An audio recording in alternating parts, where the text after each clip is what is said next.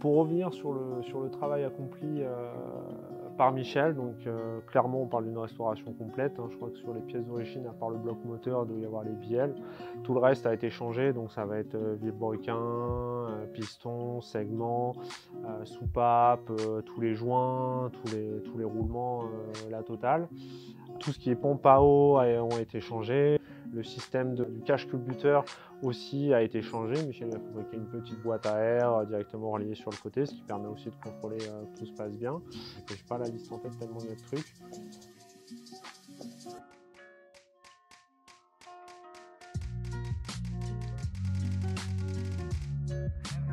Surtout, toutes les anciennes pièces ont été revérifiées, nettoyées, réajustées si besoin. Tout a été remis en bloc.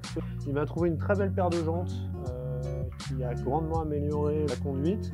Il m'a fait des petits extendeurs au niveau des roues pour que les roues se retrouvent alignées à la carrosserie, parce qu'avant ils étaient vachement à l'intérieur.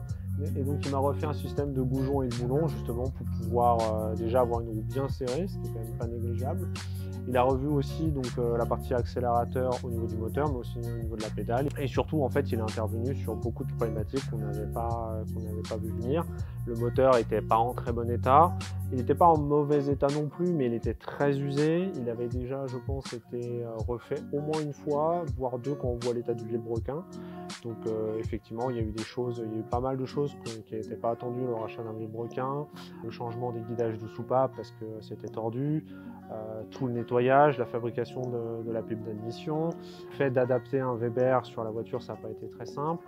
Il a revu aussi tout le radiateur parce qu'avec le gros Weber, il n'y avait plus une place nécessaire, le carburateur venait toucher un peu le radiateur, donc il a revu les arrivées d'eau entre le radiateur et le moteur, donc en rehaussant par exemple le thermostat, en déplaçant les sorties d'eau du radiateur. Il a vérifié aussi le radiateur, ce qui permet de savoir que maintenant il marche bien, et d'ailleurs heureusement la voiture tient relativement bien la température. Sur des vieilles voitures comme ça, il y a peu d'indicateurs de s'il y a quelque chose qui se passe mal. On a deux références, c'est le niveau d'eau et le niveau d'huile. Donc il faut en permanence les vérifier, il faut être sûr que ça se passe bien. Et derrière ça, faire en sorte que tout se passe bien, quoi.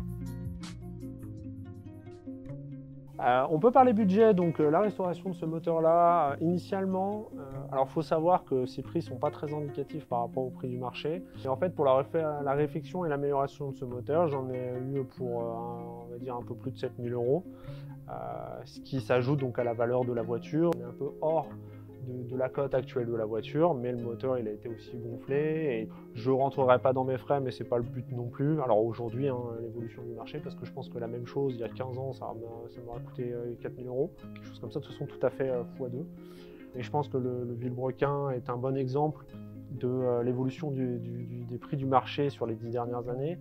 Il y a 10 ans, un vilebrequin, on va dire en bon état, voire neuf, c'était entre 100 et 150 €, on va dire, en fonction de la provenance. Je l'ai payé à peu près 350 à 400 €, sachant que c'était un vilebrequin qui avait été refait, donc c'était pas du neuf d'origine, et que bon, heureusement, il était dans les cotes et que l'acheteur ne nous a pas menti sur les cotes ou autre chose. Mais ça montre juste l'évolution et l'explosion des prix, sans même parler des pièces qu'on ne retrouve pas, typiquement la pipe d'admission pour le Weber introuvable. Trouver un carburateur de Weber en 38 pour, on va dire, qui s'adapte avec une soi-disant pipe d'admission qui s'adaptait, l'un comme l'autre, c'était introuvable, alors que c'est des pièces en fait qui existaient et qui étaient disponibles sur le marché il y a quelques années. De toute façon, sur un budget de 7 000 €, ça ne sort pas de nulle part, hein. Ça fait 5 ans d'économie, 5 ans pas de vacances, 5 ans à tout réduire pour pouvoir économiser suffisamment pour ça. Mais voilà, pour la réflexion de moteur, on va dire globalement, on avait estimé à peu près entre 6 000 et 6 300. On s'en sort au final avec, on va dire, dans les alentours de 7 000 €, sachant qu'on a aussi la paire de jantes qui est là, et on a aussi beaucoup de choses qui n'étaient pas prévues. Mais grâce aussi à la gentillesse de Michel, son temps passé, ses heures pas comptées, parce que ça, pour amener à bien le projet, il y a beaucoup d'heures qui n'ont pas été comptées grâce à lui. Et je le remercie énormément, parce que ça aurait été très compliqué de continuer, on va dire, facilement l'aventure. Bon, le budget a été prévu, mais ça aurait été quand même compliqué. Mais ouais, clairement, grâce à lui, je peux continuer le projet. On n'est pas obligé de faire une pause de 2-3 ans. Mais voilà, donc on verra pour la suite.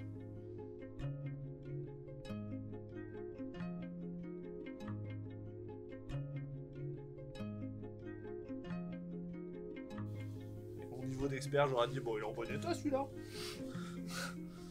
Alors que non. Ouais.